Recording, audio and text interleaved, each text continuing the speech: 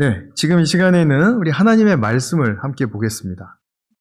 예레미야서 15장 15절부터 20절까지입니다. 다소 좀 긴 본문인데요. 제가 함께 읽자고 하는 부분은 같이 읽어주시면 되겠습니다.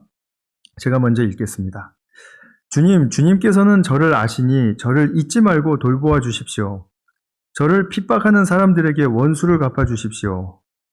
주님께서 진노를 오래 참으시다가 그만 저를 잡혀 죽게 하시는 일은 없게 하여 주십시오. 제가 주님 때문에 이렇게 수모를 당하는 줄을 주님께서 알아주십시오. 만군의 주 하나님, 저는 주님의 이름으로 불리는 사람입니다. 주님께서 저에게 말씀을 주셨을 때 저는 그 말씀을 받아 먹었습니다.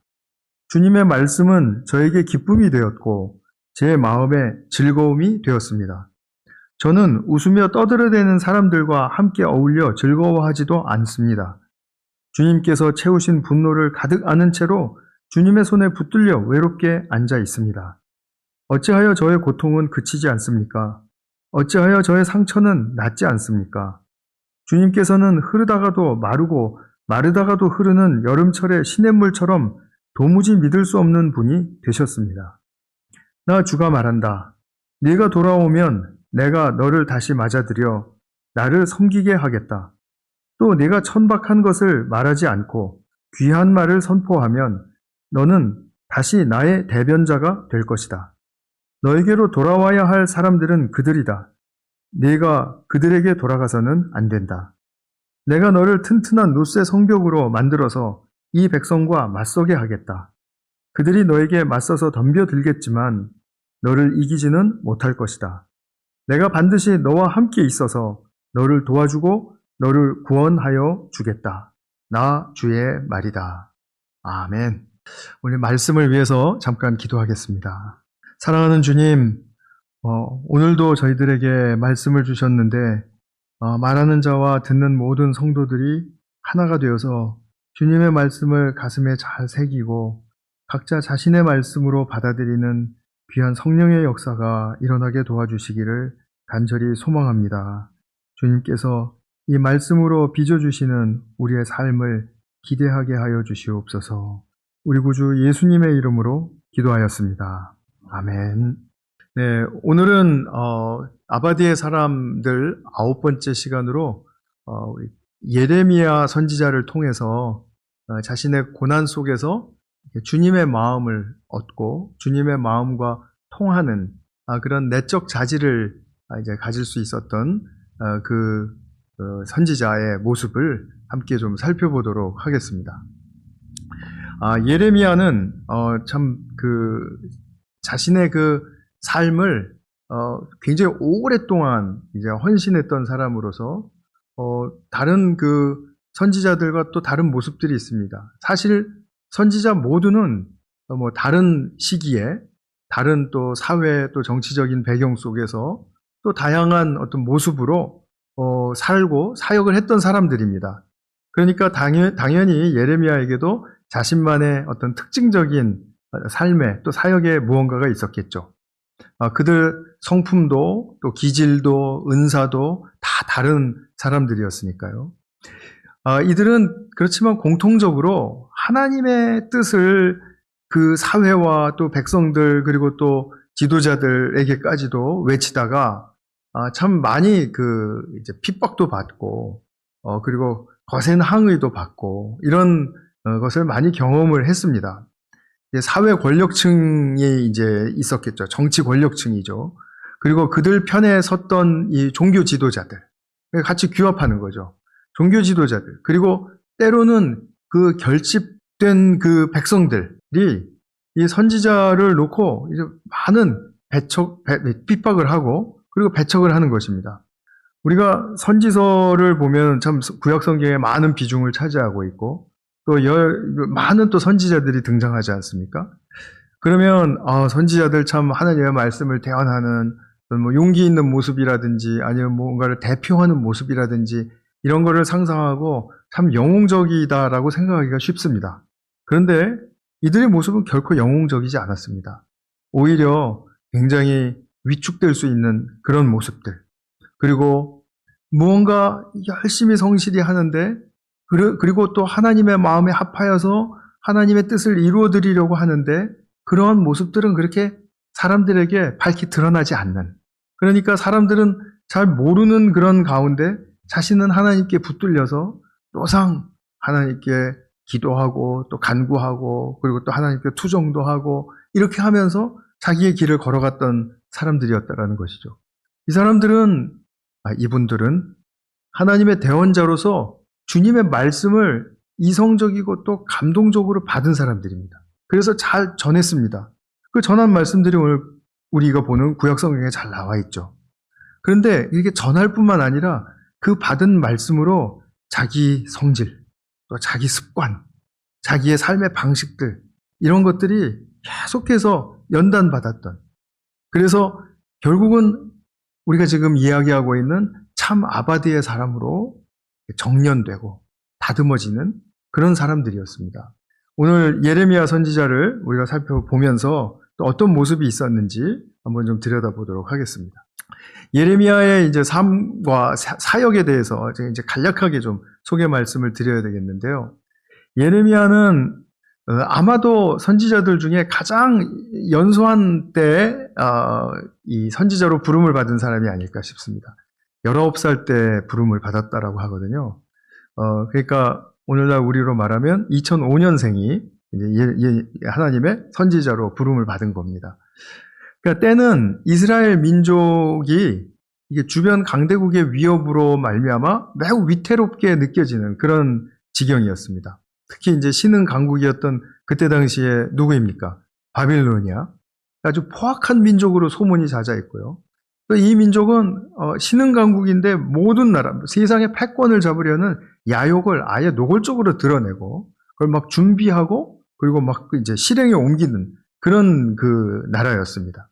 마침내 바빌로니아가 세워지자마자 아주 이제 위협적인 존재가 되었죠, 세상에. 그래서 주변 나라들은 이제 모두 다 눈치를 보고 이제 불안해하는 가운데 예레미야가 주님의 말씀을 대언하는 선지자로 부르심을 받은 것입니다. 이때. 그러니까 바빌로니아 제국이 일어났던 때, BC 627년 이 정도 때, 그때 당시에 예레미야가 부르심을 받았습니다. 그런데 이스라엘 민족은 불안해하면서도 믿는 구석이 있었어요. 우리가 잘 짐작하듯이 하나님이세요. 하나님이 우리를 돌보시고 계시는데 우리는 안전할 거야 라는 그런 믿음이 있었어요. 고대 사회의 그 방식 속에서 나라 대 나라의 전쟁은 누구와 누구의 전쟁이라고 말씀을 드립니까? 신과 신의 전쟁입니다. 그러니까 이스라엘의 신 여호와 하나님은 다른 신에게 밀릴 이유가 없죠. 가장 강한 신이시죠.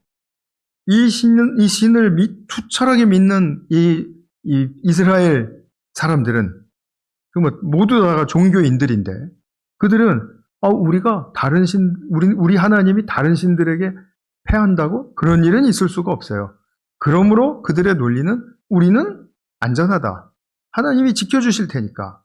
이렇게 믿었던 것입니다. 우리나라가 피해를 당한다고? 먹힐 거라고? 그러면 그건 믿음이 없는 거죠. 이 사람들 사회 속에서는 믿음 없는 그런 행동, 말이 되는 것입니다. 그런데 예레미야가 전하는 말씀은 어땠습니까? 자기들의 이런 믿음에 전혀 부합하지 못했습니다. 예레미야가 전하는 말씀은 바빌로니아가 쳐들어오면 항복해라. 잡으면 끌려가라. 거기서 너의 삶의 자리를 잘 얻고 그리고 지켜라. 기간은 70년이다.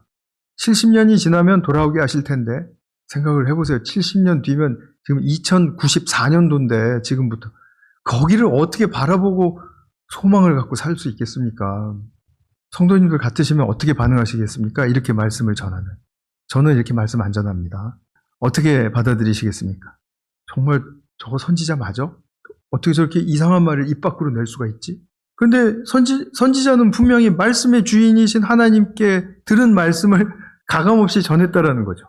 그리고 하나님의 계획을 분명히 어느 정도는 알았고 그리고 확신했고 그렇기 때문에 자기 입술을 통해서 전할 수 있었던 것입니다. 이 말씀을 들은 백성들은 정세를 보면 가뜩이나 불안한데 항복하고 잡혀가라고? 이런 종교적인 신념이 투철한 그들에게는 말도 안 되는 소리죠. 자기들에게는 믿음이 강한 자기들에게는 말도 안 되는 소리죠. 그러니까 자신 있게 예레미야를 배척하는 것입니다. 사역을 못하게 하고 죽이려고까지 한 것입니다. 예레미야가 당한 고난은 다른 선지자들도 많이 고난을 당했지만 이루 말할 수가 없죠.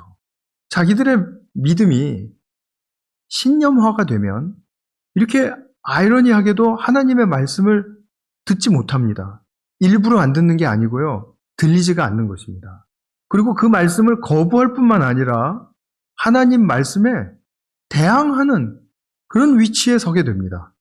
이것을 본인은 알까요? 모를까요? 모릅니다.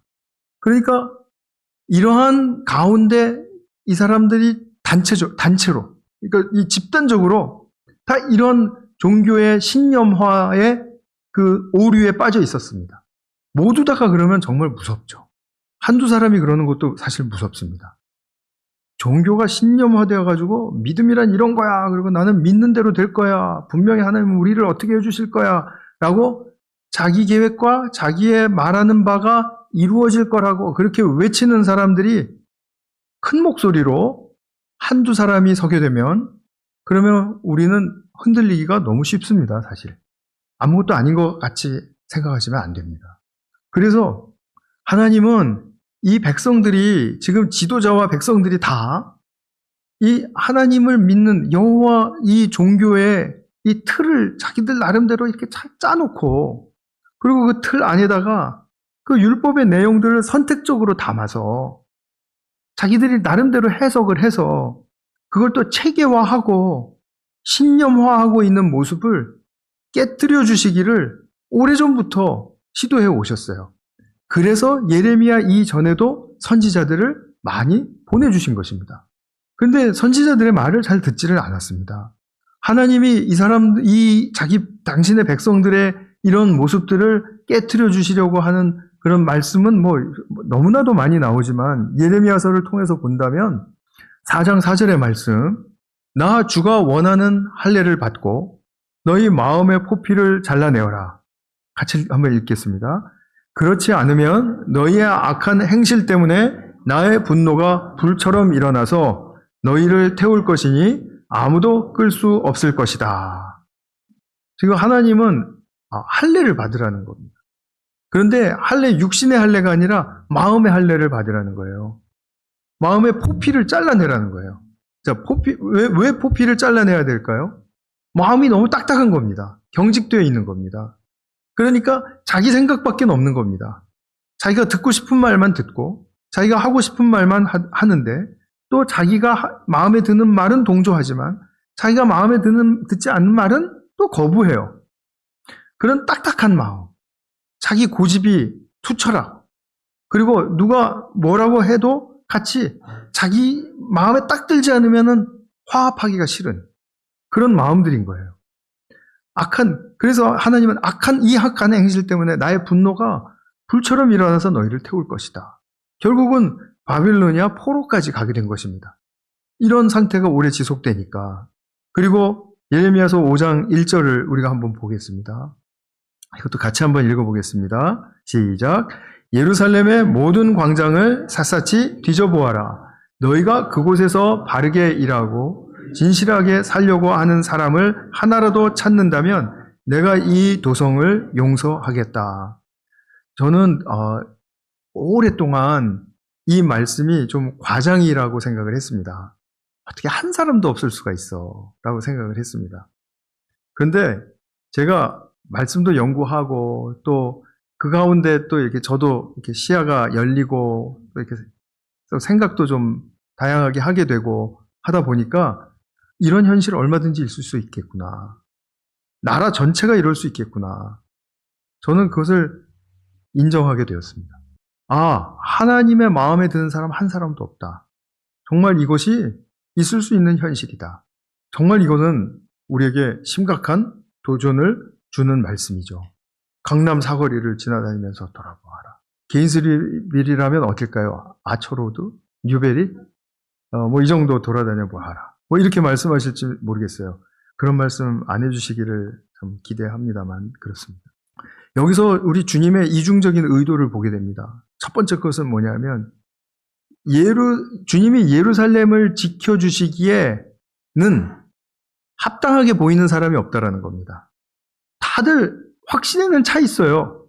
확신에는 차 있는데 그게 자기 신념이에요. 믿음이 아니고 자기 신념에 빠져 있는 겁니다. 그러니까 나는 믿는 대로 한다. 믿는 대로 된다라는 그런 신념인 거예요. 그리고 다들 그것에 동조해요. 그러니까 하나님께는 합당한 사람이 하나도 보이지 않았다라는 것입니다. 또 하나는 하나님은 진심으로 당신의 백성들의 안에 딱딱하게 굳어진 마음을 깨주기를 원하신다라는 것입니다. 그들의 마음을 깨서 무엇하시게요? 당신의 마음과 포개시고 싶어서, 마음과 마음이 교통하고 싶어서, 아 하면 정말 아로 대답할 줄 알고, 하면 어로 행동할 줄 아는 그런 백성들을 원하신다라는 겁니다. 이건 뭐 우리가 부모로서 자녀에게 원하는 것, 또 우리가 사회생활을 하면서 서로에게 원하는 것, 생각하면은 너무나 바랄 수 있고 기대할 수 있는 것 아닙니까? 이렇게 하나님은 당신의 백성이 정말 자신과 통하기를 원하세요. 통하기를. 그런데 예레미야는 이런 현실 속에서 이렇게 주시는 이렇게 마음을 품으신 하나님의 마음에 다가섰는데, 그리고 주님의 말씀을 그래서 전했는데, 그랬는데 지금 또 너무 힘든 상황이 되니까 생각을 해보시면요, 예레미야가 이렇게 부르심을 받고 그리고 예루살렘 성이 지금 막 망하는 그때까지를 계산할 시간을 해보면 한 40년 정도가 되거든요. 40년 정도를 계속 똑같은 메시지를 전하는 거예요. 바벨로니아에게 항복해라. 그러지 않으면 더 큰 화를 당한다. 바벨로니아에게 항복해서 포로로 끌려가게 되면 거기서 보금자리를 삼고 거기서 하나님이 함께 하실 테니까 잘 지키고 살아라. 그러면 하나님께서 무언가 새로운 일을 이루어 주신다.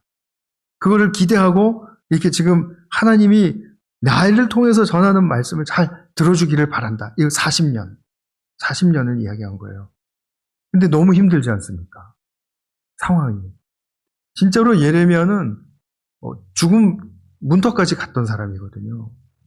그 웅덩이에 빠져서 며칠 동안을 그 찬 바닥에서, 습한 곳에서 며칠 동안을 아무것도 먹지도 못하고 마시지도 못하고, 그리고 막 거기다 쳐넣었거든요, 사람들이, 지도자들이.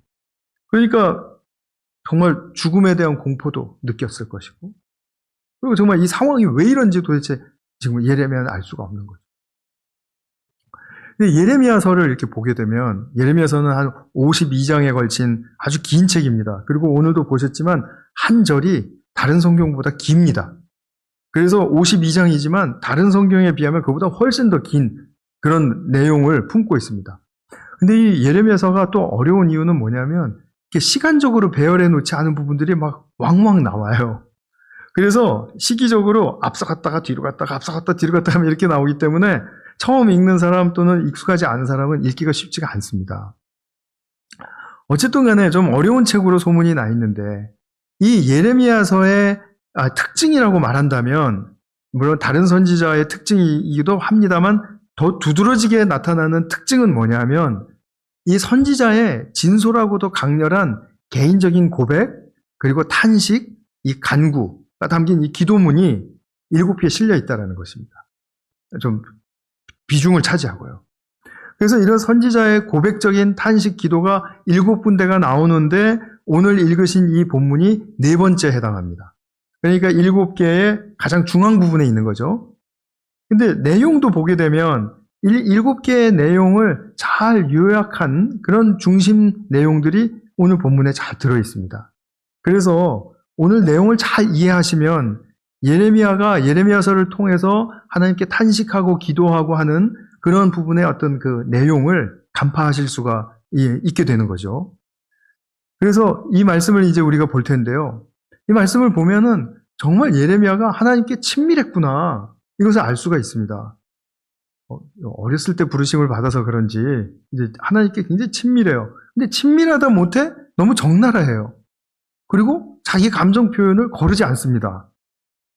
어떤 때는 민망한 표현도 서슴지를 않습니다. 근데 이 예레미야가 하나님께 이렇게 떼를 쓰는 것처럼 보이는데 사실은 떼를 쓰는 게 아니라 예레미야가 하나님 앞에 서 있는 모습 그 자체가 그냥 벗겨진 그런 모습입니다. 그러니까 예레미야는 그냥 자연스럽게 나오는 말인 거예요. 뭐 떼를 쓰고 뭐하고 한다라기보다는 그냥 상황을 올려드리고 나는 느끼는 바가 이렇고 하나님은 왜 이렇게 하셨고 자꾸 되묻고 그러면서 하나님께 자기의 심정을 올려드리는 거죠. 근데 이 탄식을 보게 되면 이제 네 가지의 두드러진 그런 내적인 감정의 상태가 나오는데 두려움, 외로움, 상처, 그리고 분노입니다. 먼저 읽으신 15절을 보시면은 이렇게 말씀합니다. 저를 잊지 말고 돌보아 주십시오. 저를 핍박하는 사람들에게 원수를 갚아 주십시오. 주님께서 진노를 오래 참으시다가 그만 저를 잡혀 죽게 하시는 일은 없게 하여 주십시오. 지금 예레미야가 굉장히 두렵거든요. 죽을까봐. 근데 이 죽음의 원인이, 죽을까봐 두려운 원인이 뭡니까? 그러니까 말씀하시기가 좀 어려울 겁니다. 주님이 너무 오래 참아주셔서, 그러니까 주님의 오랜 그 인내가 자기에게 독이 된다라는 사실을 보게 된 거예요. 왜냐하면 자기 원수들을 너무 오래 참아주시고 있거든요. 그러니까 예레미야는 저 사람들을 어떻게 좀 빨리 해주셔야 되는데 계속 오래 참고만 계시니까 저 사람들이 하나님이 어떻게 뭐라고 이 사람들에게 행하시기 전에 나를 죽일까봐 너무 지금 그게 두려운 것입니다. 그래서 이 하나님의 오래 참으심에 대한 불평이 또 나올 수도 있다. 이렇게 되는 거죠. 또 16절, 17절을 보시면 이제 외로움인데요. 자기는 주님의 이름으로 불리는 사람입니다. 주님께서 저에게 말씀을 주셨을 때 잘 받아 먹고 그리고 그것이 그 말씀이 기쁨이 되었고 즐거움이 되었는데 근데 웃으며 떠들어대는 사람들 그리고 자기는 그런 사람들과 즐거워하지도 않는데 근데 상황은 어떠냐 하면 이렇게 왕따일 수가 없다라는 거죠.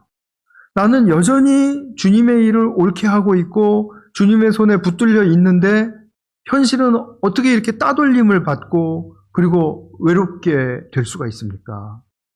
사실 예레미야는 고향이 아나돗이라는 곳인데요. 거기에 이제 가족들에게까지 다 배척을 받았던 사람입니다. 그러니까 왕따 당하는 사람의 입장을 뭐 경험하시거나 또 보신 적이 있다면 한번 헤아려 보세요. 얼마나 힘들겠는가. 그리고 18절 이제 전반부를 보면 상처에 관한 내용입니다. 이렇게 말하죠. 어찌하여 저의 고통은 그치지 않습니까? 어찌하여 저의 상처는 낫지 않습니까? 이렇게 말합니다. 이 고통과 상처의 원인이 무엇입니까? 그 사람들의 저질적인 악한 행위입니다. 악한 말이고요. 그냥 자기를 놔두지를 않으니까요. 그리고 조금 전에 말씀드렸듯이 자기에 대해서 신나게 지내던 사람들도 전혀 무관심한 거예요. 싹 다 돌아선 거죠. 그러니까 나의 이 고통은 그치지 않고 상처는 낫지 않습니다. 그러니까 자기는 하나님의 영원한 사랑을 전하고 있고 하나님이 지금 이런 상황 속에서도 하나님 어떻게 우리를 사랑하셔서 나를 통해서 이런 말씀을 전하게 하시는가를 지금 전하고 있는데 정작 자신은 그 사람들은 뭐 차치하고라도 자기 자신은 그 하나님의 사랑의 보상이 하나도 없는 겁니다. 사랑의 위로가 없는 거예요. 그러니까 너무 쓰리고 아픈 거죠. 하나님께서도 나를 어떻게 돌아서신 건 아닌가 하는 그런 의심이 들 정도로 이렇게 지금 힘든 상황인 겁니다. 그 다음에 이제 그러다 보면 분노가 일어나겠죠. 당연하죠. 이런 상황 속에서 화가 나지 않을 사람이 누가 있겠습니까? 18절 후반부에 보면 이런 말씀을 해요. 흐르다가도 마르고 마르다가도 흐르는 여름철의 시냇물처럼 도무지 믿을 수 없는 분이 되셨습니다. 이게 예레미야를 화나게 한 겁니다. 나는 이제 주님을 믿을 수 없다라는 이 현실이 난 정말 너무 화가 납니다. 사막을 가다 보면은 멀리 물이 있는 것 같아요. 그런데 달려가서 보면은 물은 없고 말라버린 바닥밖에 안 보여요. 그런 뭐 신기루 현상이라고 하는 그런 거 많이 우리가 들어봤지 않습니까? 그러면은 물 쫓아서 막 달려갔는데 물이 없으면은 자기는 너무나 목이 마르고 그리고 막 탄 것 같은데 그런데 자기 속은 느낌, 그렇게 속은 느낌 얼마나 정말 힘든 상황이겠어요. 근데 이 마음, 지금 예레미야가 믿을 수 없는 분이 되셨다고 하나님께 이렇게 토로하는 마음이 이게 지금 이 한마디로 끝나지 않고요. 20장에 가면 또 이런 말을 하는데 더 심하게 합니다. 뭐라고 하냐면 20장 7절에 당신이 나보다 힘이 세셔서 나를 이기셨습니다. 그리고 나에게 수치를 안겨주셨습니다. 이렇게 말하거든요. 근데 당신이 나보다 세셔서 나를 이겨주셨다 그러면은 우리는 당연하지 뭐 하나님이 우리보다 세시니까 나를 이기시지 이렇게 생각하실지 모르지만 이건 너무나 점잖은 표현이에요. 사실은 이 말씀은 하나님 나를 유혹하셔서 속이셔서 겁탈하셨습니다. 강간하셨다라는 그런 말씀입니다. 하나님께 대해서 하나님이 지금 나한테 행하신 행위는 윤리적인 행위 속에서도 가장 비윤리적인 행위를 저한테 지금 저지르신 겁니다. 그리고 지금 화를 내는 겁니다. 예레미야 심정 아시겠습니까? 자기에게 수치를 주셔도 어떻게 이렇게 수치를 안겨주실 수가 있는지. 정말 살 수가 없겠다라는 그런 마음을 지금 토로하는 것입니다. 그런데 이런 감정을 토로하는 예레미야에게 하나님께서 이제 답변을 하시는데 그 답변이 19절, 20절에 나옵니다. 사실은 아까 이것을 같이 읽자고 말씀드리려고 했는데 제가 다 읽어버렸죠. 우리 처음 19절만 한번 좀 같이 한번 읽어보겠습니다. 시작. 안 나오죠? 제가 읽겠습니다. 또다시 제가. 나 주가 말한다. 내가 돌아오면 내가 너를 다시 맞아들여 나를 섬기게 하겠다. 또 내가 천박한 것을 말하지 않고 귀한 말을 선포하면 너는 다시 나의 대변자가 될 것이다. 이런 말씀을 하세요. 자, 지금 여기서 19절, 20절에서 하시는 하나님의 답변은 하나님께서 예레미야가 처한 이 상황을 새롭게 하시는, 즉 갱신하시는 그런 그 하나님의 역사에 초점이 됩니다. 핵심이 됩니다. 그래서 이 답변의 말씀을 우리가 잘 들으셔야 합니다. 예레미야도 분명히 잘 들었을 겁니다. 그래서 하나님께서 이 상황 속에서 무엇을 가장 먼저 우선순위로 원하시는지를 말씀해 주고 계세요. 그런데 이 말씀이 우리가 들으면 그냥 건너뛰기가 쉽고요. 이해가 안 되기가 너무 쉽습니다. 왜 그런지 아십니까? 하나님이 지금 이 상황 속에서 가장 원하시는 게 뭡니까? 19절을 보시면 돌아오라입니다. 돌아오라. 누가요? 누가? 예레미야가. 지금 말썽 부리고 난리치고 있는 이 존재는 누구죠?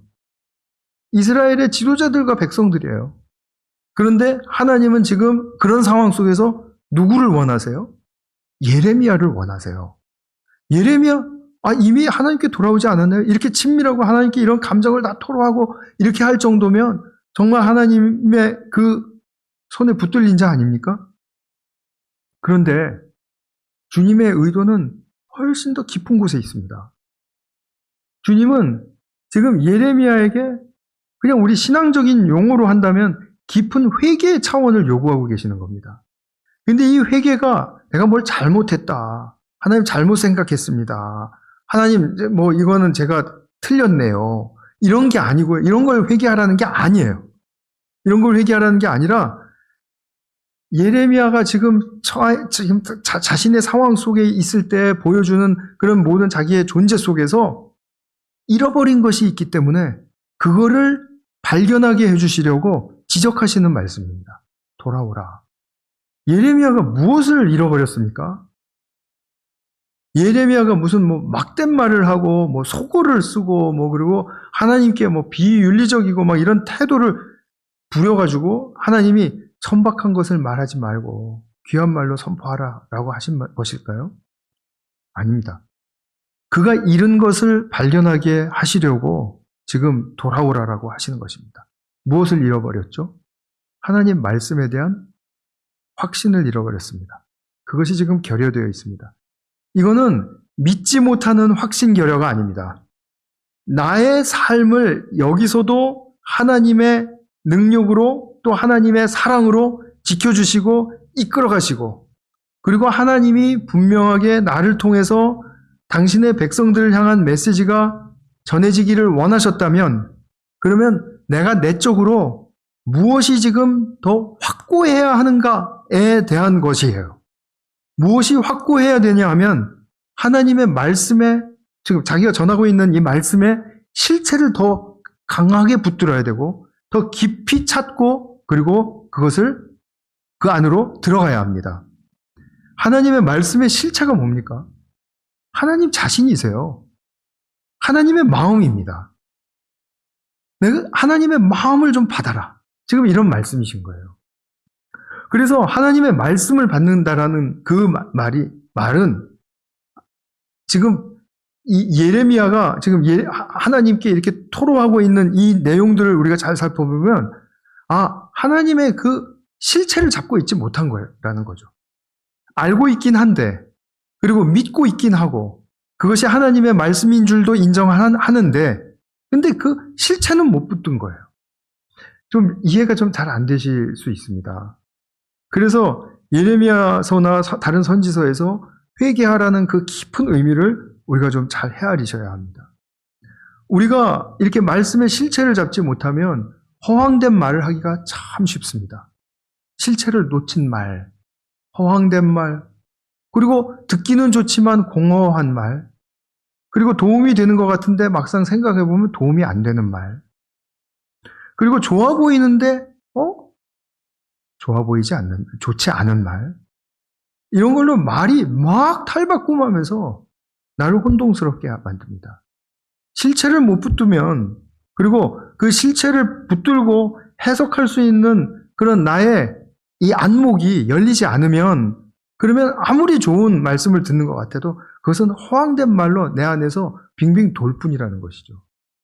저는 사실 여러 해 전에 예레미야서 이 본문을 읽다가 내게로 돌아오라 라고 하시는 말씀이 너무 뜨겁게 들린 적이 있었어요.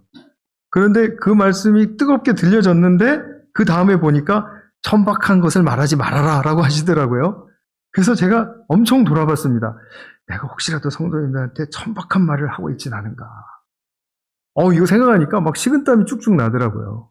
그리고 내가 실없는 농담하고 허황된 말하고 좋아 보이는 말만 하고 그러고 생각하니까 제가 하나님께 회개할 게 참 많았습니다. 근데 더 깊은 의미로 예레미야에게 원하시는 이 돌아오라라는 이 의미는 정말 너무나도 우리가 간과할 수 있는 것 아닙니까? 그냥 우리는 신앙생활을 그냥 듣기 좋은 말 했으면 오늘도 더 좋았다. 또 아니면 내가 도전받았다. 아니면 나 오늘 이 말씀 잘 모르겠는데 나 한번 좀 찾아봐야 되겠다. 이런 정도로 하면 자기가 신앙생활을 잘하고 있는 줄로 알지만 물론 잘하고 계시는 거예요. 잘하고 있는 건데 근데 더 깊은 곳에서 하나님이 이런 단계가 오게 하신다라는 겁니다. 우리의 삶을 그렇게 만만하게 그냥 내버려 두시지 않지 않습니까? 얼마나 많은 고통과 환난과 그리고 난제들을 우리 삶 속에 뿌려놓으십니까? 그래서 이런 단계를 만나게 하시는 거죠. 내가 여태까지 알았던 말씀이 뭐지? 라고요. 그러면 결국 우리는 하나님의 마음을 붙들지 않으면 하나님의 말씀은 절대로 나에게 생명의 힘이 될 수 없다는 사실을 발견하게 될 것입니다. 지금 예레미야처럼 이런 상태에 머물 수 있다는 거죠. 그리고 하나님 하시는 말씀이 있으세요. 그리고 내가 너와 함께 있어서 너를 도와주고 너를 구원하여 주겠다. 지금 예레미야의 상황을 굉장히 이렇게 배려하신 겁니다. 제가 늘 말씀드리죠. 구약에서 구원하는 영혼 구원만을 이야기하는 것이 아니라 오히려 더 많은 용례 속에서 어려움으로부터 벗어나게 하는 것 구원이고 질병으로부터 낫게 하는 것, 가난으로부터 벗어나는 것, 환난으로부터 피해가게 하는 것, 이거 구원입니다. 구원인데 하나님께서 너 그렇게 사람들 때문에 두렵잖아. 사람을 두려워가 말이야. 이렇게 하시지 않고 사람으로 말미암은 두려움으로부터 구해줄게. 그런데 그 전에 뭡니까? 내게로 돌아와. 이것입니다. 내게로 돌아와. 지금은 잘 모를 수 있다. 오케이. 선지자도 잘 모를 수 있다. 그러나 나는 내가 한 말을 결코 이루지 못하는 일이 없다라는 것을 알고 있지. 그거 하나 믿으면 그거 붙들고 따라와라. 지금 이런 말씀이세요. 우리가 현실로 우리 돌아와서 생각해보고 또 바라보면 교회 안팎에서 우리가 신앙적으로 보이지 않거나 또 하나님의 뜻을 따르지 않고 또는 비윤리적으로 살고 그러면 우리는 어떤 마음을 품고 어떤 기도를 드립니까? 저 사람은 하나님께로 돌아와야 할 텐데 안타까워하고 그리고 비판도 합니다. 저 사람 좀 신앙생활 잘하는 줄 알았더니 문제가 있네. 저거 참 안타깝네. 이러면서 하나님 저 사람 돌아오게 해주세요. 기도합니다. 근데 오늘 말씀을 보시면 그런 크고 작은 그런 어떤 부정적인 상황들 속에서 주님은 누가 주님께로 돌아오기를 원하십니까? 나입니다. 나. 내가 안타까움을 가졌다는 것이 하나님 앞에 옳은 것이라고 생각하시는 것이 그게 정말 착각입니다. 안타까워하는 마음을 가져야 한다고 누가 말을 했습니까? 그리고 그것이 상대를 위한 실질적인 도움도 되지 않습니다. 우리가 그런데 사람에 대해서 안타까운 마음을 가지면요, 항상 조급한 마음이 생기고요, 그 사람에 대한 선입견이 더 굳어집니다. 안타까워하실 필요 없습니다. 그러면 어떻게 해야 됩니까? 내가 주님께로 돌아가서 주님 마음을 붙드는 것입니다. 그리고 주님께서 그에게 무언가 해주시기를 구하는 것입니다. 그리고 내가 할 수 있는 일은 그 사람이 목마를 때 물 한 잔 갖다 주는 것입니다. 가끔 커피도 사주고, 그리고 애교 있는 이모티콘도 가끔 보내주고, 특별히 할 거 없습니다. 그 사람이 어떤 문제가 있다고 내가 일목요연하게 다 이렇게 하나님 말씀에 이렇게 나왔으니까 이렇게 해서 말씀에 근거해서 내가 하는 말이니까 잘 들어 이렇게 해봤자 안 듣습니다. 저는 그거 확신합니다. 자기가 나한테 와서 물어보기 전에 내가 먼저 말해주는 것 안 듣습니다. 이런 말을 하니까 막 화가 나려고 그러네요. 사실이기 때문에 제가 드리는 말씀입니다. 그래서 아마 저를 보시면서 그런 생각 드실 수도 있을 것 같아요. 아니, 어떻게 저 목사는 아무 말도 안 하고 그냥 아무 일도 안 일어나는 것처럼 저렇게 그냥 가만히 있을까? 저는 그냥 기도하고 그 사람 곁에 있어 주기를 원합니다.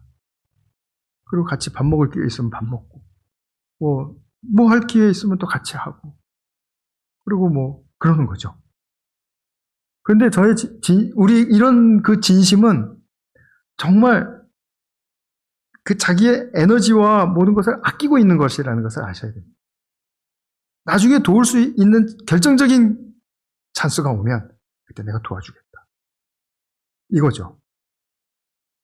그래서 그 에너지를 세이브하기 위해서 내가 주님께 돌아가는 거예요. 저 사람에 대한 안타까운 마음이 생기려 그러면 내가 주님께로 돌아가는 거예요. 아까 말씀드렸죠. 주님이 주시는 이 답변이 그 상황을 새롭게 하시고 갱신하시는 것의 기초라고 말씀을 드렸죠. 그러면은 주님의 답변에 응한다면 내가 어떻게 하는 것이 이 갱신의 기초가 됩니까? 내가 주님께로 돌아가는 것. 내가 잃어버린 것을 찾는 것. 그죠? 주님의 마음을 그리고 붙드는 것. 실체를 붙드는 것. 이것이죠. 그래서 내게 허락하신 가족도 있고, 그죠? 안타까운 가족들도 있을 수 있지 않습니까? 교우들도 있고, 친구들도 있고, 직장 동료들도 있고, 그들을 위해서 우리가 다 중보기도 합니다. 중보기도 하는데, 중보기도를 하면서 뚜렷하게 중보자인 내가 주님께 더 가까이 나가야 한다. 더 깊이 들어가야 한다. 이 메시지를 오늘 예레미야서를 통해서 꼭 들으실 수 있기를 바랍니다. 그것은 나와 공동체의 축복이 됩니다. 진짜 축복이 됩니다. 그러니까 막 우리가 나서서 뭘 해주고 하고 이렇게 하는 거는 일시적일 수 있습니다. 그러나 정말 주님의 마음을 품고 이것을 우리가 계속 새기면서 내가 주님께로 돌아가는 이 나의 행실이 정말 진정으로 나의 삶뿐만 아니라 우리 공동체, 우리 가정과 교회 정말 축복의 길이 열리게 한다는 사실입니다.